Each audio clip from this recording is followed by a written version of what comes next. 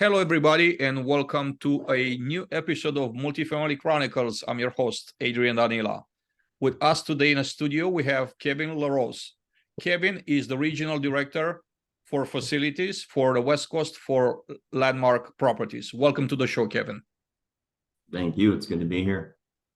Kevin, I want to start by asking you to walk us through your journey so far. Tell us a little bit about your story and how did you get into property management? Yeah, for me, it was completely by accident, or not so much accident, but I was construction, started young, family, uncles. I started roofing at 16, done pretty much most of the trades, never really mastered any. But I was in painting and drywall for many years. My stepfather, he passed away from a lung disease. I took over the business. Very small town in Vermont. I think that's the most important part is, for me, there wasn't whole lot of opportunities. So construction for me was going to be it, right? I kind of came down with the idea in my head that that's just what I was going to do. But work slowed down. I was doing work for another contractor. I was a foreman, and we went to an American Campus Communities property, which is student housing, property management. And I was there running the job for 3 months. And there was an operations specialist there. I've been with the company forever. And at the end of the job, I went to pack up tools, and they basically offered me a maintenance supervisor position. And I think you would go far. I'm not sure what she saw in me, but and the best part is I'm still friends with her to this day. I actually had Easter dinner with her last year, because I was in Ohio where she lives.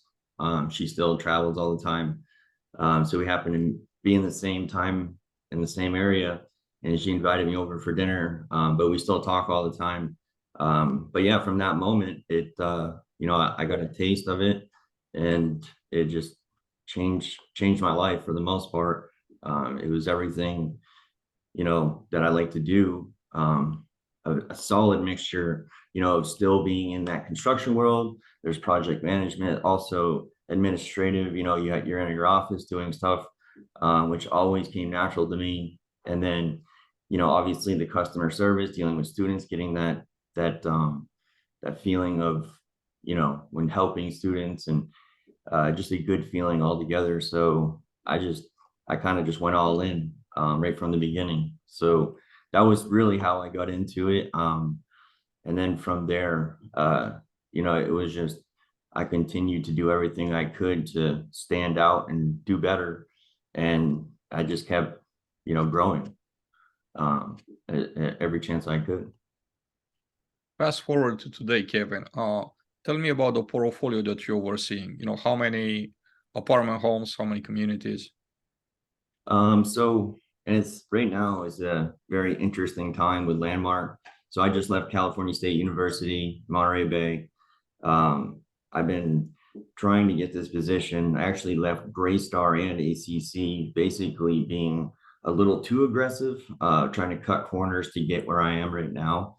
And I can honestly say it's not worth it. Hindsight 2020, I should have just put my time in with the company. If it was a good company, which they both were, I should have just stuck around, did it. And, eventually I would have got here, but I cut some corners, ended up at California State University, which it wasn't exactly what I was used to doing. It was very smart people. And I learned a lot there, but it just wasn't, property management. It wasn't facilities in a sense that I know it. But with Landmark, so I recently started here like a month or two ago, and the West Coast is growing so large that there's a need now. So they needed someone in facilities to basically run the coast. And right now, I think operating, I think we have for 14 properties. But we have a handful that are in construction and lined up to be built. So I think they're Eugene, Oregon right now. Boulder, Colorado. We just opened the Standard in Seattle. We're breaking ground on another one here in Seattle, the Mark, after the new year. So in the end, I think by 2024 fall should be about 16 plus 16, 17 properties. So that's not bad for one person coming in as, in this position as a regional that essentially just provides support, right? And coming up as a supervisor, which was a working supervisor with a, one tech, where I was doing trash every day. And when I first met Mike Rodriguez, I'll never forget him, my first regional. And I remember after meeting him and working with him or alongside him, I was like, that's what I want to be. So for the past 6 years, 5 years, my main goal was to get here. And, for 5 years, it was, what am I going to do when I do get there? And how am I going to be? So, but Landmark is doing a lot right now.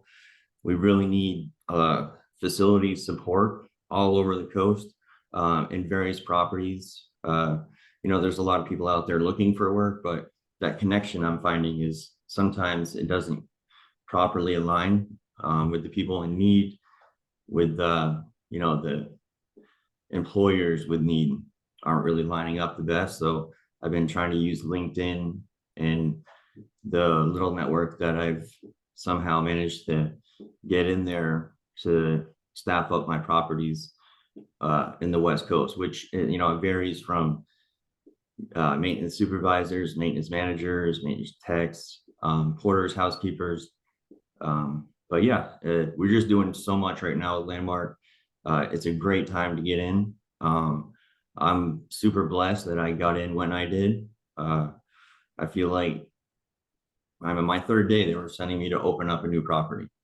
I finished training first 2 days, and I was on a plane, first class, to Seattle. So I think that says a lot about them right there. They're looking for solid workers, and I just happened to be applied the right time and met all the qualifications. Kevin, how do you see your role as a mentor for those seeking a similar career path as you followed in facilities and operations? And I think that's where I'm at now, is in this post-pandemic world that we live in. It's much different from when I was coming up, even in construction, but when I got into facilities ops with the American campus communities, I was mentored. I had one interview with the VP of facilities for the company, Wayne Schrader, and I don't know, he saw something in me. Here I was in a small town, Vermont, and I think I applied to like a brand new, one of the biggest properties that they had, and he's looking at me like, is this guy nuts? But I'll never forget, he's like, do you mind taking a lesser position and learning, maybe like a lead underneath the manager, learn your way. And of course, with me, I was, okay, this sounds great, whatever I can do. And the next day I got a call from from a different property, the regional property manager for a little smaller property in California that they just taken over. And he was like, this is the property, this is the pay, this is the area. Think about it tonight. Let me know if you want it, the manager position. And I was like, well, do you want to know anything about me and my past, my work history? She said, no, Wayne said, you're the guy, so you're the guy. And that was the beginning. And everywhere I went, Wayne sent me after that. He would tell the regional, don't worry about that property, I got it. So he was basically one-on-one putting me through. He called the Schrader program. And essentially, with that, in a very short amount of time, he sent me to a lot of different properties, most of which we had just taken over management. And so I was being sent to difficult situations at properties and, managed to pull it together and bring it up to ACC standards. And during COVID, I think that's when I parted ways with ACC trying to grow, cut corners, was the COVID. So like no staffing, most of my staff was temps at one point, and it was tough. So for me now, getting in a position where I want to pay it forward and mentor, you really need to understand the mindset of staff today, it's not so simple. 5 years ago, if someone wasn't performing, there was like, well, someone else will take, this is a great job, someone else is lined up. So for me, I was always worried about doing a really good job so I could keep my position. Well, nowadays, I think retention is the most important thing, and motivating. And I'm really struggling on finding that motivational factor right now of how to get a team to pull together. And for the most part in Landmark, we do, but when you're this busy and there's so much going on, new construction, move in, I try and use, for me, it's the students, right? That's my drive. The residents, the students.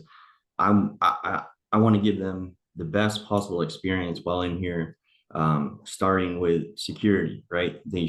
My number one pet peeve is security and fire life safety. So that's where it starts. So it's easy for me because this is what I like to do. But for those people that just come here for a check, what I do is I try and mentor and teach and lead in a way that they see that I'm not like, I don't act any different, right? Some people get this title, go straight to their head. So I still basically treat them like I'm a technician too. Like, I'm a tech, you're a tech, we're just basically facility guys. And what I know, I'll teach you, and you're going to probably teach me a bunch of things. But for the most part, it's just lead by example, and really show confidence and make them so they feel comfortable when you're there. They know that you're going to have some sort of answer or direction, kind of like I had with Wayne, where if he was around, I knew one way or the other, we were going to figure it out, right? Or if I was stuck, I could call him. And it's not like he was all seeing, all knowing. He had, over 20 years in ACC, but he had that confidence to, even if it wasn't exactly the right answer, it was an answer and it would work. And it was something that we all, or I could run with. So for me, I think that's what I'm doing now, is finding my path of, and again, mentoring is not for everyone. You got to find the right people. There's a handful of people, again, that, and this is just a job. And for me, coming up, I always maintain this statement that in property management and operations, some of the most important staff that you're ever going to have is not the people up top making all the money. It's not. The people that make the property turn and make it look great every day is the ones that are probably getting paid the least, which is housekeeping, technicians, porters.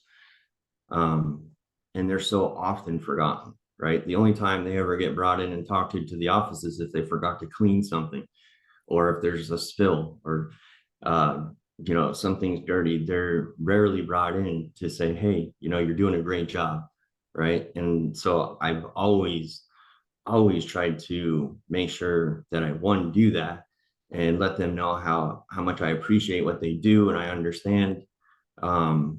Fight for more pay as much as I can, but it's always, those positions are always revolving because they're the hardest ones too. They're cleaning all day, some of them going into rooms. And so when you take a job that's not necessarily where you need the most experience, anyone can do it, but anyone can do what I do too, right, with the right training. But they typically are the hardest working. And for me, it's just showing appreciation and understanding that, hey, look, I was I was basically a porter for about a year straight, where my job was to come in and do trash until lunch when I first started in facilities. And I understood, it's got to get done. When it doesn't get done, things start falling apart, and it just doesn't work. So if you imagine being a GM or running a property, and all your porters and housekeepers and some of your techs just threw up their hands and walked out one day, you're in trouble, right? You can't run that place sitting at a desk, managing the budget. So I try and at least keep that in my mind and make sure that they're getting everything they need. Try and be whatever you need, let me know. If you need equipment, better equipment, more whatever supplies, and then just acknowledge. And then from there is where I would begin the mentoring, which is, giving my input on how to grow, what to do, build a plan as far as growth. Because again, my position was essentially porter/maintenance. And that was, maybe 6 years ago now, 5-6 years ago. And now I'm the regional facilities director of the West Coast for Landmark, So I try and make that story known to the staff that, it can be done. You can come from a porter and then, make decent money and travel and get the job that you want, if that's what you want, and it's what I wanted. So it is possible. But for me, I guess, again, the mentoring part, I think, is still in the beginning phases for me, but it's very important to me because it's why I am where I am today. Even I want to stay with mentorship, and I would like to ask you to share an example of a valuable lesson or experience that you've learned from your mentors early in your career. I would say one of the best lessons between Mike, there's Donato. So there was a handful of my regionals that I would have, but typically Wayne would take over. But early on, I think seeing how he came in, what he did, how he would carry himself coming in. Wayne is a different type of facilities guy, not different, but he has a different style than most. He is very matter of fact, very busy. There's no room for BS. He doesn't want to hear it. I remember in the early days, sometimes I would panic a little bit when if something would happen. I would send out these emails, as at one property, I was the maintenance manager. It was 1,500 beds, 3 towers, similar to here in Seattle where I'm at now. And I needed something like shower curtains, and it was turn, coming in a month, and we needed new ones, and I couldn't find them. They're out of stock, and I couldn't find them anywhere. So I kind of, I sounded the alarm, and I CC'd all these people that I probably shouldn't have. And I got nervous looking for help. And, Wayne called me immediately. And, if you've ever been in ACC, if anyone watching, know that not everyone even gets to meet Wayne. You're lucky even if he comes to your property to say hi. That's just that busy. So typically for him to call you after you send an email is strange. Even at this point with me and him, it was right. Later in time, he would call me just to see if I wanted to go out for dinner when he landed in the area, even if he wasn't going to that property, but kind of became a second father. But at this point, I remember he called me and he said, listen, reach out to me first. Don't panic. I have connections. I can show you, I can send them to you. And, I'll never forget, he sent someone very high up from HG Supply, because of course my rep couldn't find him, and that was that. And as soon as I reached out to them, that person is very high up. I think I'm still somewhat friends with him to this day, but he made it happen. I mean, he's like, well, we don't have any in stock, but let me search the warehouses across the country. And next thing you know, he found, it was like 400 and something shower curtains. It was like 200 in one warehouse, 50 in another, 25 in another. But the lesson, I think, was one, use your professional help, the guys that have the experience and the information, lean on them, even if you're nervous about bugging them, or lean on them and rely on them, because they're there for that, typically.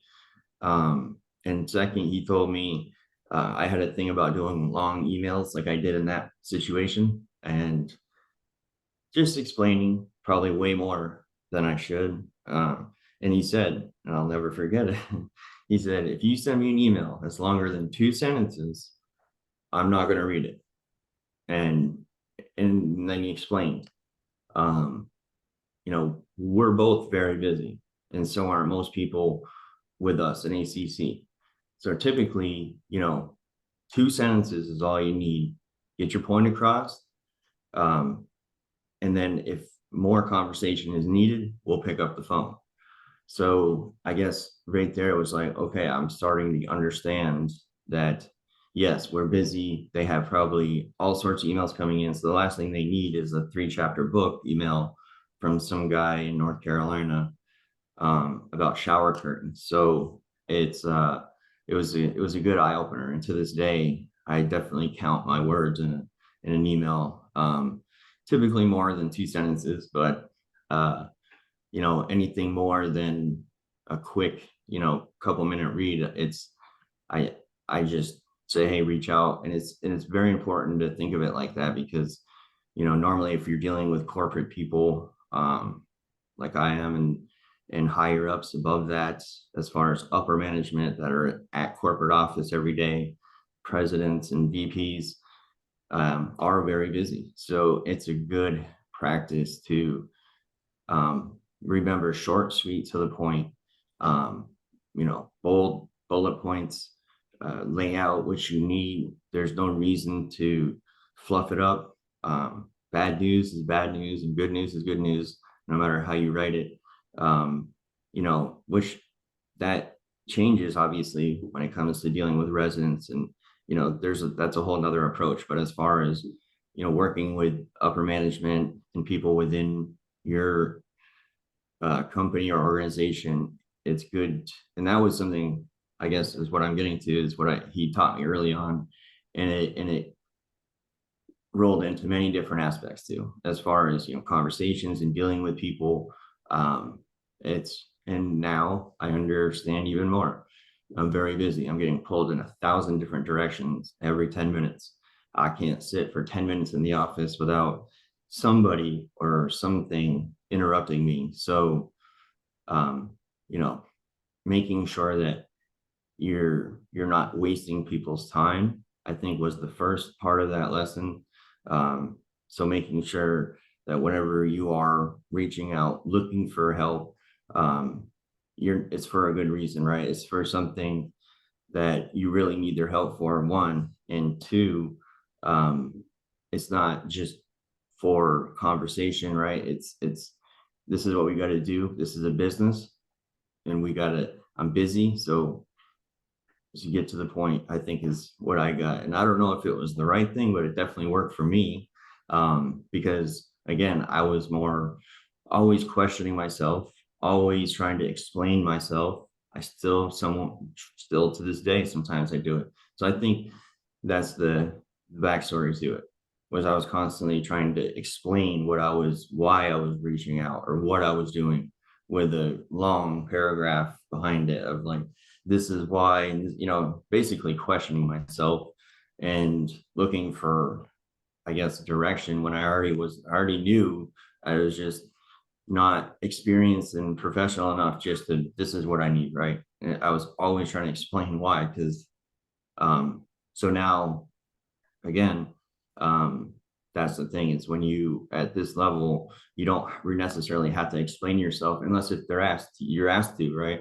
So and which one to be in an email, it would be a conversation. So I think that was the first thing that really stuck out very early on, during my mentoring, and again, it helped me greatly, and it still does to this day, because I still sometimes, when I'm reaching out, I'll explain, like when I'm asking something of someone, I'll have this backstory paragraph explaining, well, this is why, and I'm sorry, I don't mean to, but that's not really necessary. And so I still have to go back to that lesson that he taught me early on, and just, yes, maybe I can do that, but it doesn't have to be now in this email. If they want explanation of why, they can give me a call, and I'll explain it to them. But so yeah, that was it right there. And still remember it to this day, which, so I greatly appreciated him which is why, and again, that was another thing that pushes me to want to continue and pay it forward. I'm almost there. I feel like I'm getting close to being able to be a mentor that could help. I mean, right now, I think I would say I'm a good role model for someone that wants to get to where I am, starting from where I did. Wouldn't necessarily call myself a solid choice of a mentor, but definitely very soon. I think I need some practice runs, so I can really fine tune it. Because, you know, once you decide to take on that responsibility, you need to finish through. You know, it's not something you can just pick up and put down, in my opinion. So once you start that, you got to continue to follow through and be available. And right now, I'm still finding my footing. So, you know, very soon, I'm hoping to have some good mentor stories. But yeah, that was one of the early on lessons. Kevin, the multifamily industry is forever changing, just like the society, the world in general. How do you stay updated on industry trends and changes in your field, in the facilities and operations field? Well, for me, in particular, I am always doing some sort of course training. Right now, I'm trying to wrap up the FMP. I've got 2 courses down, but staying connected with, you know, the International Facilities Management Association, you know, staying involved with that, staying involved in LinkedIn. Those are easy and things that are necessary, because technology is the future, right? And for us, in order to stay on top of our game, technology is what allows us to do that these days, whether it be, you know, access control software, CMMS software. It's all still and forever will be changing for the better. So getting involved, pushing yourself to get on and do training outside of, you know, your company. Or so for me, I'm pretty fortunate. So with Landmark, ACC as well, but Landmark in particular, they're very good about having communication sent across. They have trainings that they provide, that they assign to you. And then as far as my role in training with technology, mostly it's technology and software related stuff.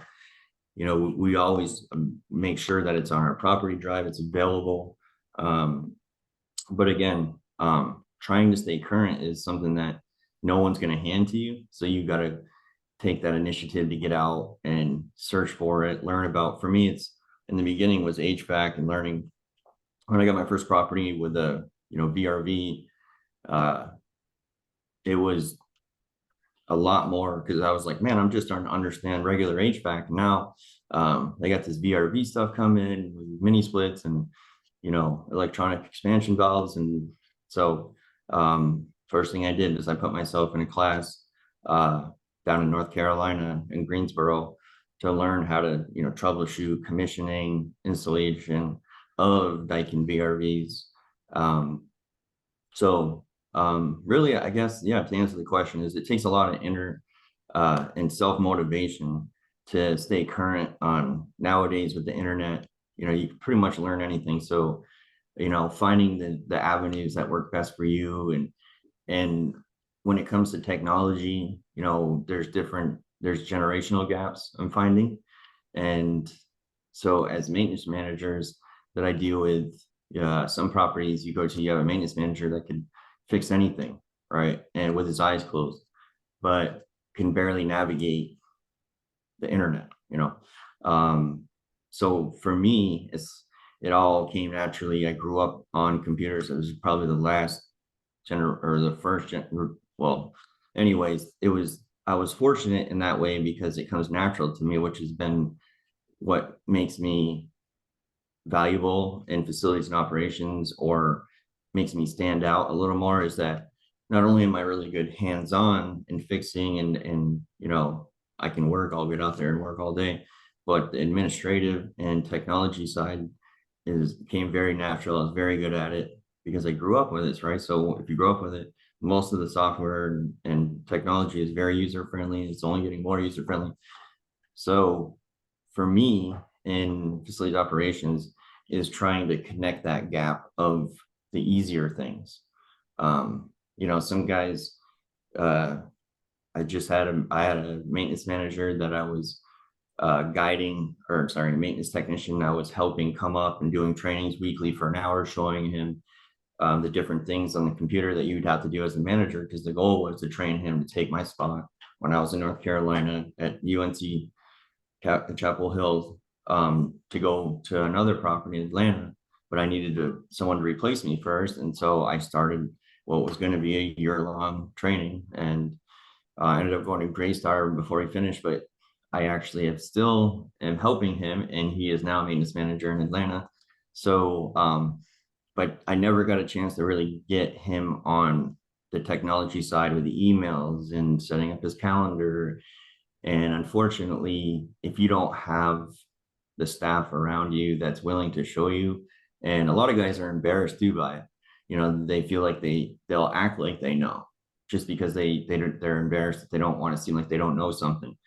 So it just becomes, something that is negative for everyone. It's bad for the whole property. So, and I still help this guy out to this day on anything with the computer. But for me, that's going to be my biggest challenge, is trying to provide that information and technology awareness to my portfolio, on, first evaluating where they're at, and second, instead of coming in and talking all this new technology that I know, taking a step back and figuring out where they are at, and then getting them brought up to speed as far as, a lot of the times you can explain it to people, but you got to really just have them do it. If they don't, especially in maintenance and facilities, these guys, most of them hands-on, you got to make them do it physically and walk them through it, because they're not going to remember.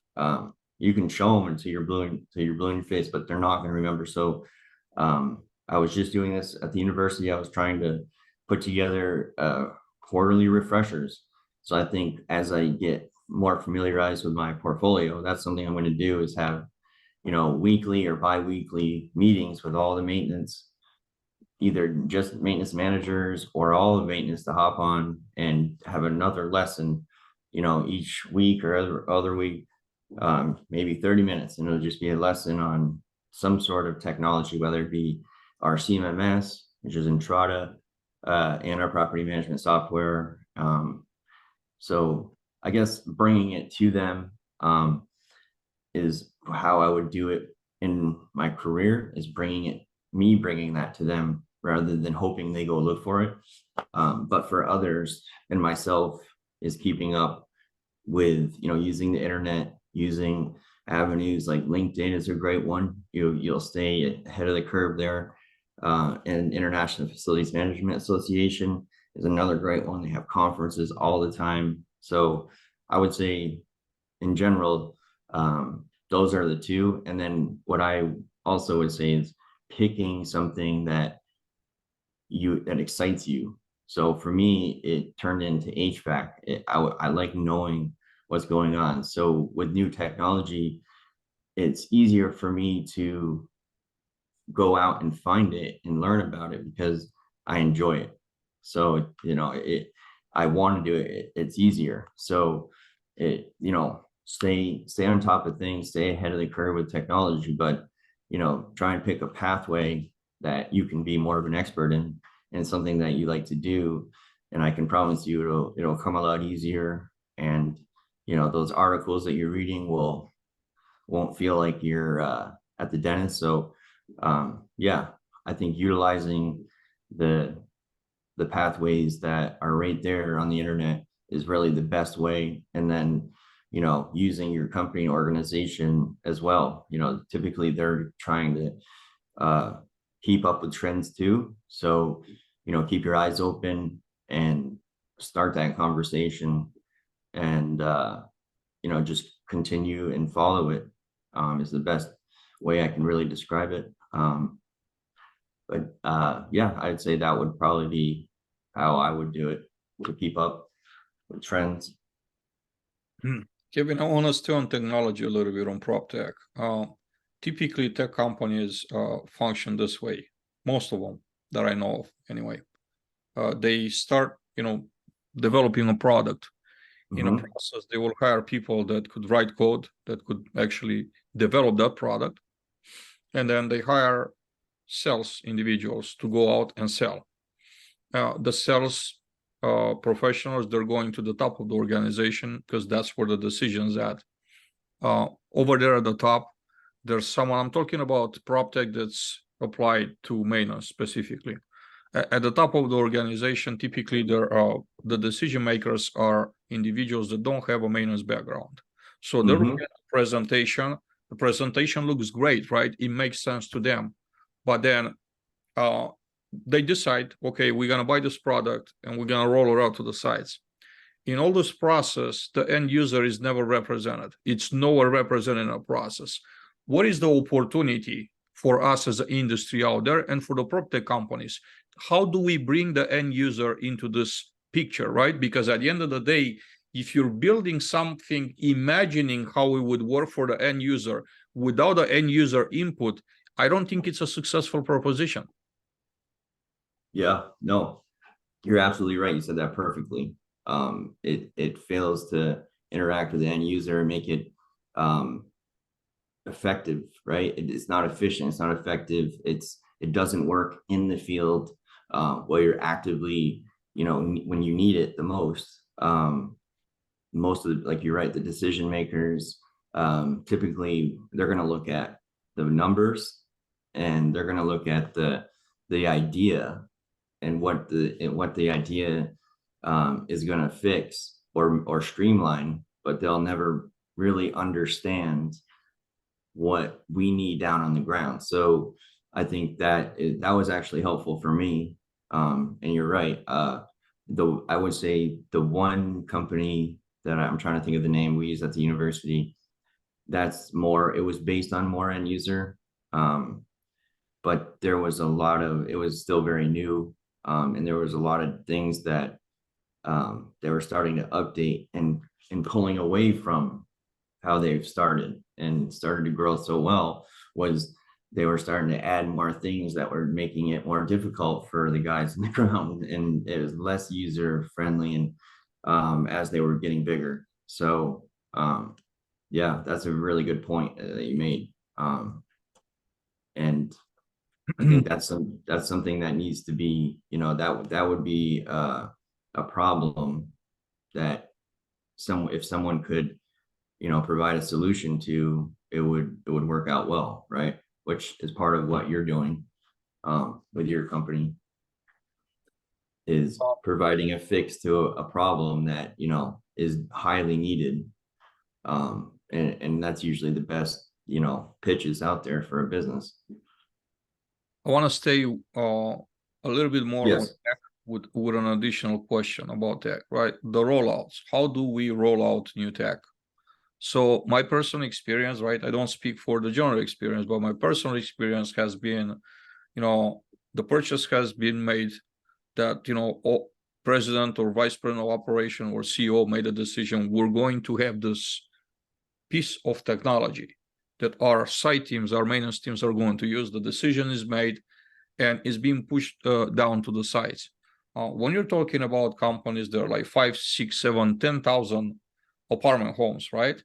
To implement everything, this piece of software of technology at once throughout the portfolio without a test run, without a sample, without actually doing a rollout, a mini rollout to maybe just a few communities, just 2 or 3 out of like 20 or 30 or 50, could be very painful. And it could be very painful for many reasons. It's incredibly hard to just do a blanket implementation versus starting small and just kind of like learning, working out the kinks, and then expanding that, bringing more properties, more things in the portfolio. The other challenge that I'm seeing is that the afterwards tech support consists in go to the FAQ, thing on our website. It's not how human behavior is being trained to act nowadays, right? Look at Amazon, look at Uber. Imagine that, you want to, order a car or order something from the Amazon, and then there's a problem, and Amazon sends you a link, like, go and look at our library of FAQs, frequently asked questions, and pick the right answer for you. I mean, that's great to have that as a resource, but in real world, the end user does not want to go through that. They don't want to go through a list. They want to get to the answer. They want to get to a person maybe that gives them the answer. And I'm not seeing that often being the case in our space. So what are the opportunities out there for companies, for tech companies, to provide a different level of service to the end user, to that respect, from a implementation point of view, right? Rollout, and then from a customer service, like support, like real support afterwards, once you implement and the end user has trouble with something, anything that's related to how the tech operates, to be able to get through and just solve their problem on the spot. Yeah, and I'm going through that small implementation of something not so much important to tech, to operation facilities, but Landmark added a different thermostat here to the Mitsubishi units, right? And it's the Nest and Google. It looks great. I love the interaction, the way that you use it, having a lot of difficulties with just the residents using it, period. But the biggest difficulty is the device communicating with the Mitsubishi unit. They come with a thermostat. They did not want to use it. They had to spend, we had to spend a lot of money to make it work properly with the unit. And it's still not, there was a lot of issues. We were working through it, but I would say almost 200 work orders came in for these thermostats, and it required us to go in and do a factory reset in every single one, which needs to happen each time it loses power or anything like that. And we have to do that. It can't be the person in the room. So they're trying to implement this new technology. And I understand the old thermostats, they're big, clunky, or the Mitsu's ones, they don't look very good. So in these luxury apartments here, and it's very luxury here, everything brand new, they wanted a thermostat to match.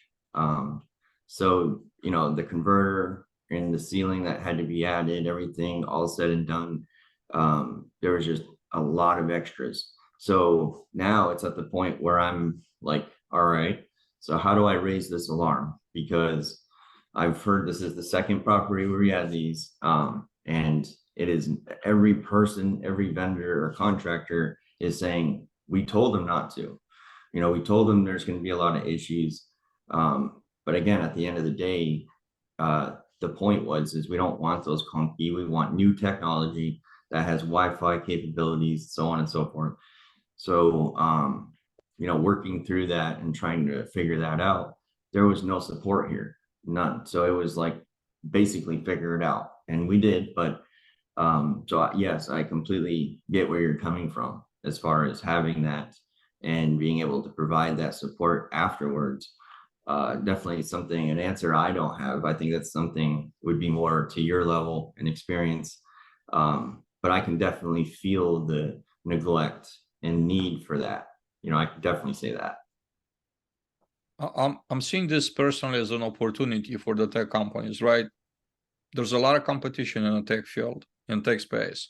For a company that truly understands the need of the end user and a client, for them to create a department that does meaningful support, like support that actually solves people problems, it's going to be a differentiator, right? Because mostly everybody else doesn't do it.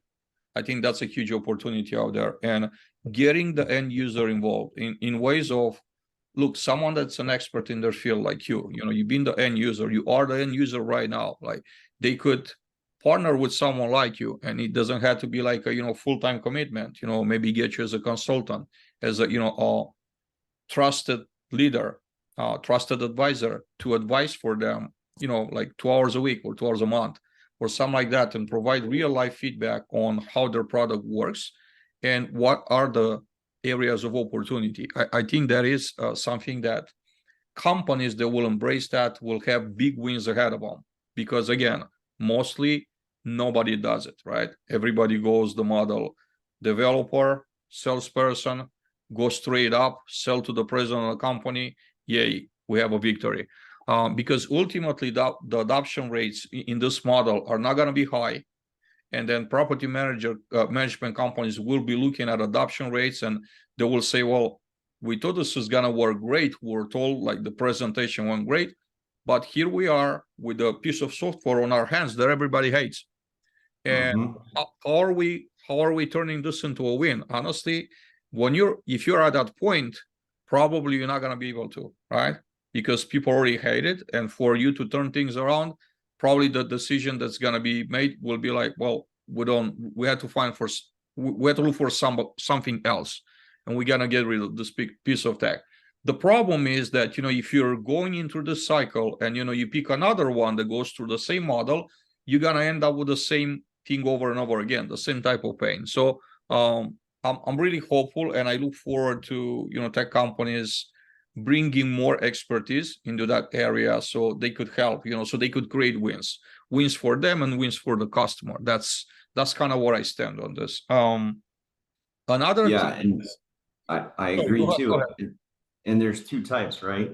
I noticed that there's end users, and like I was saying before, there's some that may not ever be able to understand some of how to work some software, right? So there's two parts. It's knowing the end user and the level of complexity that they, so I've been with different companies that require different things from their facility staff.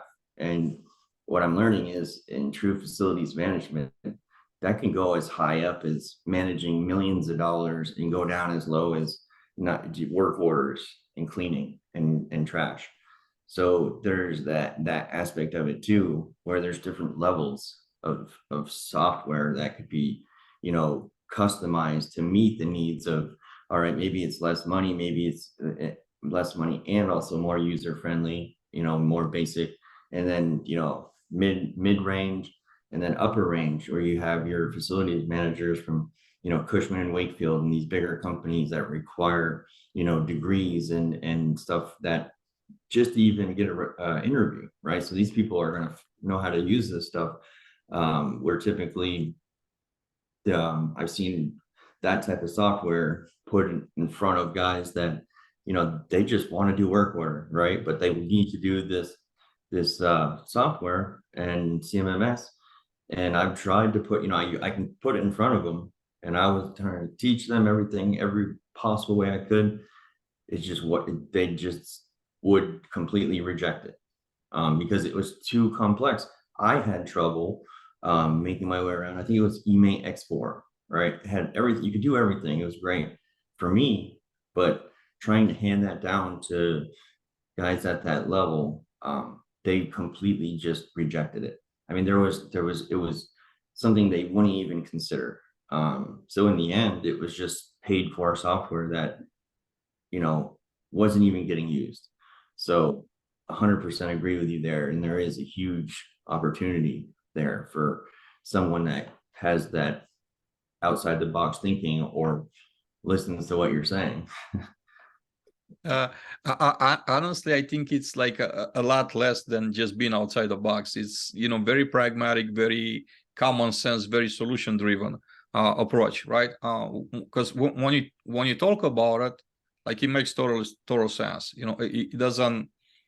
It just takes one person to, think about it and like be able to articulate it, to describe what the challenge is. And, once you're able to describe the challenge, you're halfway there, because, someone with a solution will come to overcome the challenge.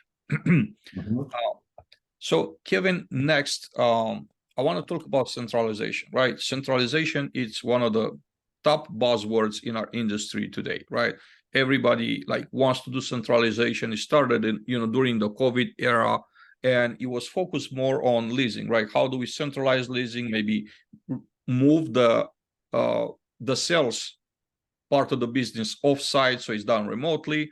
Some of it was done. A lot of changes were done. Now, when we're talking about centralization for maintenance, do you see this being possible? And then if you have any type of experience with centralizing maintenance in multifamily, I'd like for you to talk about it, right? What are some examples that you know of, right? That you definitely experienced, where you've been a part of. And when you say that, can you explain that a little more? Like you said, are you saying centralization as far as centralization of services? So, for example, centralization, like, you take the maintenance teams. Centralization is running these maintenance services from a central location, right? Not okay, site level. Or some of them, right? Maybe a combination between on-site and off-sites, read from somewhere remotely. yeah, so definitely, and that's been a small part of facilities, I think, in in the industry for most companies, utilizing SharePoint software or a central location where all your information is. Now, as far as the teams go, yeah, absolutely, I think it's becoming more and more a part of it. Where me, for example, I'm remote, right? So a lot of my stuff is going to be done from home, and it's meetings on Zoom and calls, providing support. It's definitely, I see it continuing, but specifically when I was just at California State University within the facilities in MPP or as a manager, they were really trying to pull back. They're trying to get people back in the office, back on the campus. So, and it was very tough. But at the same time, there was a lot of things that they realized during, when it all started with the pandemic, is that there is an opportunity for people to be, stay in different areas or locations and still provide support. So they were still offering that a little bit, but in multifamily in general and facilities operations, more so, it's a little tougher, in facilities. Like, how do you provide facility support remotely, right? And you can, but it's going to be more, informational and support, walking people through things and helping them out, doing more things like pulling reports, keeping up with facility plans, making those calls, warranty calls, whatever it may be. Those are the things that provide a lot of help to the people, on the ground.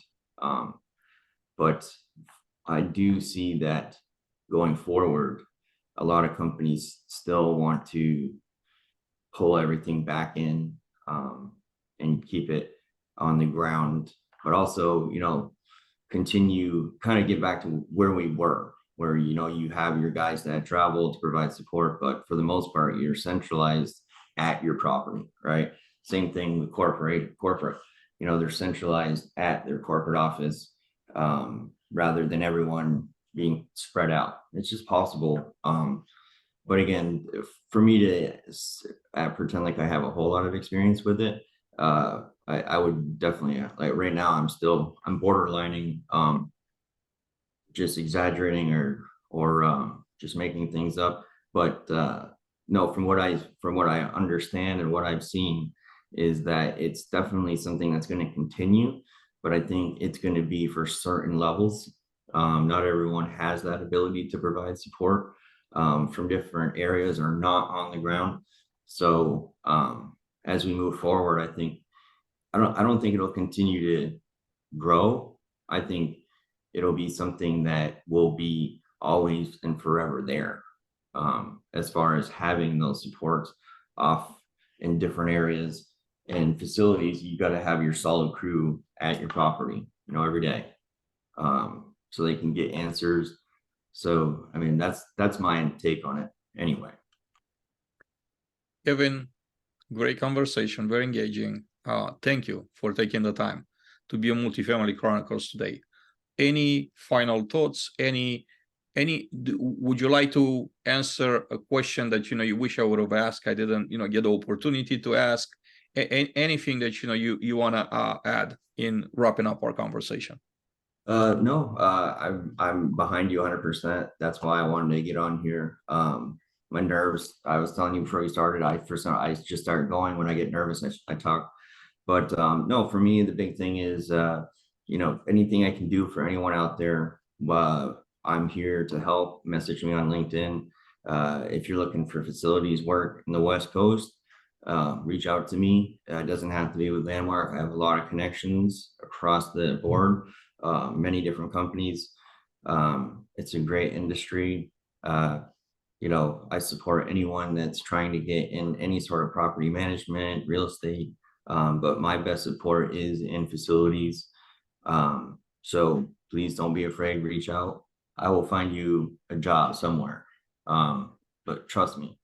So after the last year of trying to get where I am now, I've made a lot of connections. So, and my advice is don't give up, just keep going, keep learning, and it will happen for you. Trust me. If it did for me, starting from trash to where I am now, in 5 or 6 years, I promise you that if you stick with it, it'll get back.